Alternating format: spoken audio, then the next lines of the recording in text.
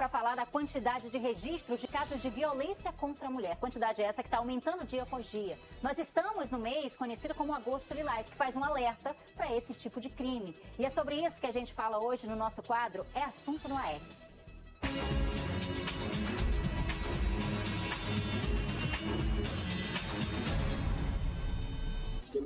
Hoje você vai saber quais são as ações adotadas pelo Ministério Público do Estado para combater esse crime. Para isso, a gente recebe aqui no estúdio a promotora de justiça, Carla Cristina da Silva Reis. Antes de mais nada, promotora, muito obrigada pela sua participação, pela sua disponibilidade. Boa noite. Eu que agradeço, boa noite. É uma honra poder estar aqui, contribuir com esse tema e falar sobre algo que hoje nos atinge de forma tão determinante, né, socialmente falando. A gente estava conversando aqui nos bastidores que quando a gente fala de violência doméstica, de violência contra a mulher, a gente tem a impressão de que existe um aumento exponencial na quantidade de casos. E eu falo impressão porque esses casos sempre aconteceram, só que agora eles estão sendo de fato registrados. O que existia antes era uma subnotificação, né? Sim. Hoje nós temos uma soma de fatores que contribuem para o aumento estatístico desses casos. O primeiro deles é uma rede mais estruturada, são profissionais que têm maior empoderamento sobre essas questões de gênero, sobre as violências e o pano de fundo da ocorrência dessas violências. Nós temos órgãos direcionados para o atendimento específico dessas mulheres e nós temos também uma maior conscientização social. Com as redes sociais, com a internet, com campanhas educativas que têm um alcance tão maior, né, muito maior, que chegam, inclusive, a todos os estratos sociais que nós temos, as mulheres se sentem mais motivadas, se sentem mais empoderadas a romper com a estrutura de violência íntima, né, privada, para buscar ajuda entendendo, dentro do lugar onde ela está, que aquele lugar não é condizente, não é normal, não é natural e que precisa ter um basta. Então, eu penso que hoje nós temos uma rede mais fortalecida e essas mulheres se sentem mais atraídas a buscar proteção nessa rede. Agora, de que forma que o Ministério Público ajuda essas mulheres, ajuda essa vítima? Estruturalmente falando, na nossa organização interna, o Ministério Público tem órgãos como o NAVIVE, que é o Núcleo de Atenção à Vítima de Violência, que atende mulheres em situação de vulnerabilidade, trazendo atendimento assistencial, psicossocial, psicológico, muitas vezes, né? A primeira porta de entrada para essa mulher que sofre uma violência e que quer, a partir daquele lugar, entender o que ela pode fazer para não ser revitimizada, para não voltar para aquele lugar de violência. Nós temos o NUPA, que é o nosso núcleo de autocomposição, que tem cursos de justiça restaurativa. O NUPA tem feito um trabalho incrível, que é de treinar lideranças comunitárias para serem conciliadores. Essas lideranças estão sendo treinadas principalmente dentro da rede pública de educação e serão multiplicadores dessa consciência de conciliação e mediação.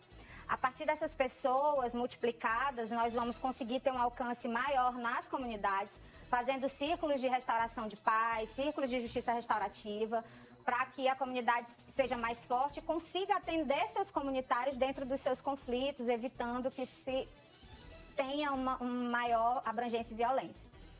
No último semestre, o Ministério Público também criou mais 5 promotorias de justiça especializadas em prevenção e combate à violência doméstica, né? Entendendo essa estrutura, nós temos 6 juizados especializados só no combate à violência doméstica em Manaus. Cada juizado desse tinha uma promotoria de justiça atuante.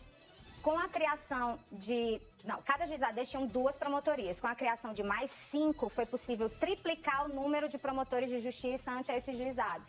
Dessa forma, nós damos maior estrutura para a rede e permitimos que esse promotor, tendo um trabalho menos sobrecarregado, em menor número, ele consiga fazer mais atividades extras de cunho preventivo. Agora, a gente está falando aqui da capital amazonense, mas é importante ressaltar que esse trabalho ele não é centralizado, ao contrário, né? O Ministério Público também promove ações no interior do estado. Queria que você falasse sobre essas ações também, tem várias que foram realizadas. Estava comentando aqui, tem Manacapuru, tem, por exemplo, a cidade de Tefé, mas também tem municípios mais afastados, Manicoré, no sul do Amazonas, né? Exato. Nós estamos no mês alusivo, nesse mês de agosto, no dia 7, foi o aniversário da Lei Maria da Penha, então é sempre importante dizer da abrangência desse instrumento como instrumento protetivo.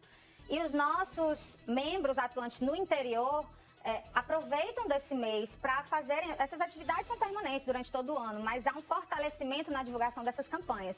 Em Parintins tem o projeto Aurora, que é um projeto muito legal, que faz esse acompanhamento da mulher vítima de violência, trazendo os órgãos de empreendedorismo para capacitar, estabelecer uma independência financeira a essas mulheres. Que esse é um dos maiores problemas, né? Quando Exato. a gente fala, a gente que tanto faz casos de violência doméstica, muitas das vítimas dizem o seguinte, mas é ele que paga tudo aqui em casa. Exato. Então existe, além da dependência emocional, a dependência financeira, muito recorrente, né? Exatamente. E é muito triste ver uma mulher que, se ela tem uma dependência financeira, que é a principal de sustento, essa dependência emocional, ela se torna ainda mais forte. Outro exemplo, como em Manicoré, em Alvarães, em Tefé, foram feitas palestras de conscientização nas escolas públicas. Muitas vezes nas escolas, as crianças e os adolescentes não têm compreensão do que pode ser feito em família para prevenir, até mesmo para denunciar essas ocorrências que são muito internas, né, muito íntimas das famílias. Em Manacapuru, nós temos o Homem Escuta, né, Homem Escuta, Homem Cura, que é um projeto de um grupo reflexivo que trabalha com os homens que respondem por processos, né? Exato, tanto os condenados quanto os em cumprimento de medidas protetivas. É possível aplicar na medida protetiva a obrigação de comparecer no grupo reflexivo.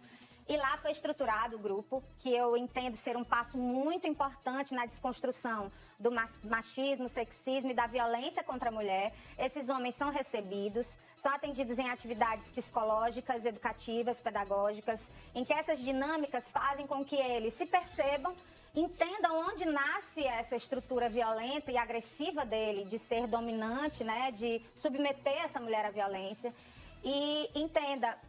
O resultado dos grupos é extraordinário, porque ele combate na causa, assim, é das nossas maiores ações para evitar a reincidência. A maioria dos homens que participam de grupos reflexivos não voltam a reincidir na violência contra a mulher. Então, é uma ferramenta muito potente de combate, e eu penso que ter essas estruturas espalhadas no interior do estado é uma das nossas metas para permitir com que os nossos comunitários, nossos assistidos tenham maior entendimento, consciência, consigam rever suas atitudes e reestruturar suas famílias. Esse é o ponto. E é importante levar para as escolas, né? Porque criança nenhuma nasce violenta, criança nenhuma nasce com essa base desestruturada. Então, é preciso ensinar desde cedo, cuidar do problema da raiz. Promotora, muito obrigada pela sua participação, pela sua disponibilidade, por compartilhar essas informações com a gente, e muito sucesso nessas iniciativas. Muito obrigada.